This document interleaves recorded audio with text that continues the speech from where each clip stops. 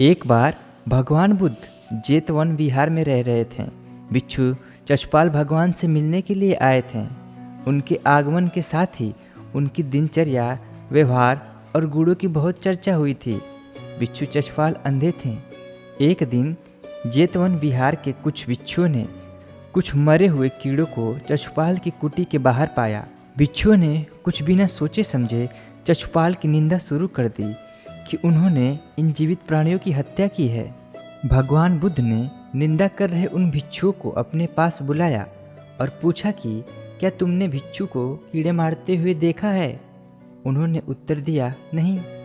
इस पर भगवान बुद्ध ने उन साधकों से कहा, जैसे तुमने उन्हें कीड़े मारते हुए नहीं देखा, वैसे ही चशपाल ने भी उन्हें मरते हुए नहीं देखा और उन्होंने कीड़ों को जानबूझकर नहीं मारा है, इसलिए उनकी बुराई करना उचित नहीं है।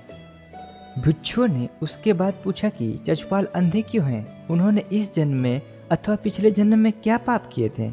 भगवान बुद्ध ने चशपाल के बारे में कहा कि वे पूर्व जन्म में एक चिकित्सक थे। एक अंधी स्त्री ने उनसे वादा किया था कि यदि वे उनकी आंखें ठीक कर देंगे तो वह और उनका परिवार उनके दास बन जाएंगे। स्त्री की तो आंखें ठीक हो गईं, पर उसने दासी बनने के भय से यह मानने से इनकार कर दिया कि उसकी आंख ठीक हुई है। चिकित्सक चशपाल को तो पहले से ही पता था कि उसकी आंखें ठीक हो गई है और वह झूठ बोल रही है। उसे सबक सिखाने के लिए चशपाल ने दूसरी दवा दे दी। जिस दवा को आंख में डालते ही वह औरत फिर से अंधी हो गई। वह रोने लगी, छटपटाने लगी, लेकिन चशपाल जरा भी पसीजा नहीं और इस पाप के फलस्वरूप अगले जन्म में चिकित्सक चशपाल को अंधा बनना पड़ा। इसलिए कहते हैं कि पाप का फल इस जन्म में नहीं तो अगले जन्म में अवश्य मिलता है।